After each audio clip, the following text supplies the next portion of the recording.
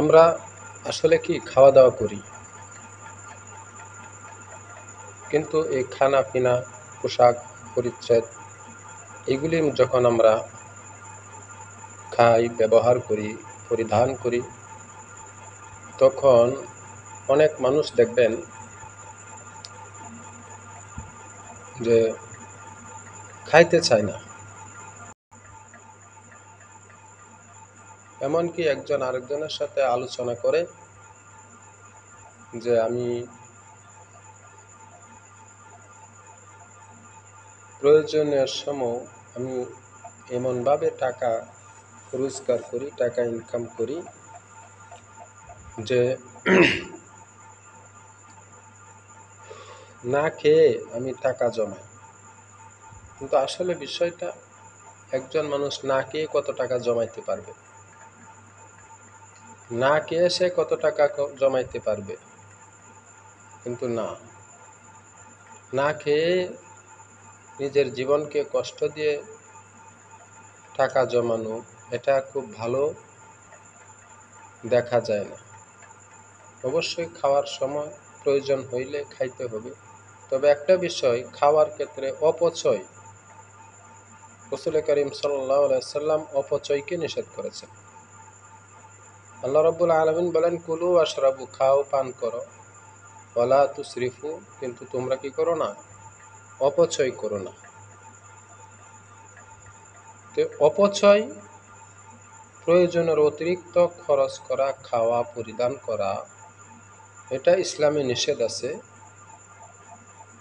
কিন্তু আমাকে না খেয়ে জমাইতে হবে, অনেক বড়লোক হইতে হবে, টাকা পয়সার পাহাড় গড়তে হবে, জমা করে রাখতে হবে, ব্যাংক ব্যালেন্স করতে হবে, এবং এই ধরনের কষ্ট করে আমাদেরকে জমানো, এই নির্দেশ আমাদের ইসলাম ধর্মে আমাদেরকে দেয় নাই। তো সর্বোপরি আমি যে কথাটা বলতে চাচ্ছি সেটা হলো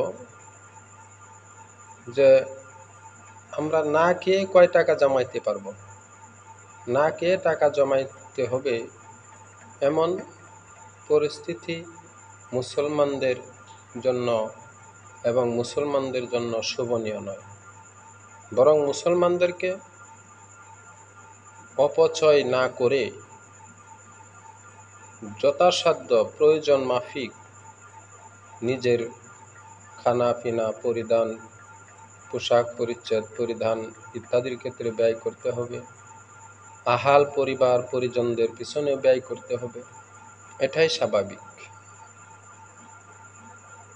কিন্তু আমরা যে জিনিসটা সব সময় এড়িয়ে চলি সেটা হলো যে আমরা অন্যের ক্ষেত্রে অলসতা করি, কাজকর্ম এগুলির ক্ষেত্রে অলসতা আমরা করতে থাকি। কিন্তু কেন মুসলমান অলস হবে?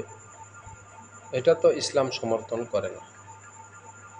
মুসলমানদেরকে অবশ্যই সবসময় অলসতার ঊর্ধ্বে থাকতে হবে, অলসতাম ছেড়ে দিতে হবে। অলসতাম ছেড়ে দিয়ে সর্বদাই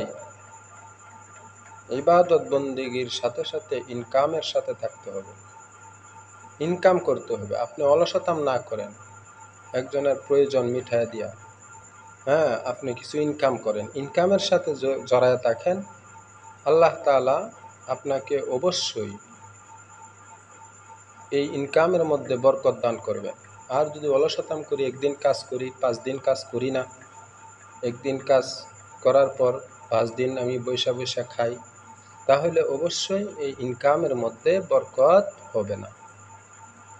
আমাকে নিজের সর্বস্ব দিয়ে অলসতার ঊর্ধ্বে উঠে আমাকে অবশ্যই ইনকাম করতে হবে, সময় দিতে হবে, শ্রম দিতে হবে, আমাকে চেষ্টা করতে হবে সর্বদাই এমনভাবে পরিশ্রম করা যেন কারো কাছে হাত পাততে না হয়।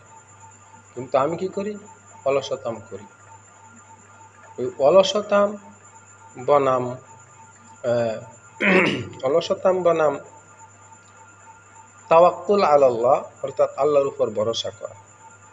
অলসতাম বনাম আল্লাহর উপর ভরসা, এটা কখনোই ইসলাম সমর্থন করে না।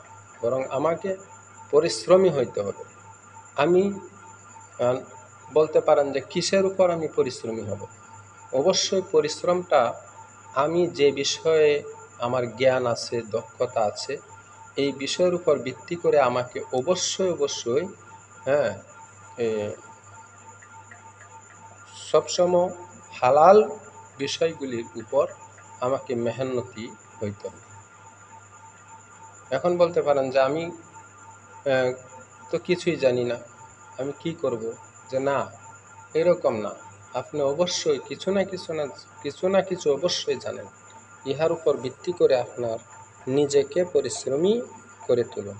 কাজ শিখুন, কাজ ধরুন, কাজ করে যান, পরিশ্রম করেন। আল্লাহ তাআলা অবশ্যই ইহার ভিতরে বরকত রাখছেন। আপনার জীবনকে উন্নত জীবন হিসাবে আল্লাহ তাআলা আপনাকে দান করবেন।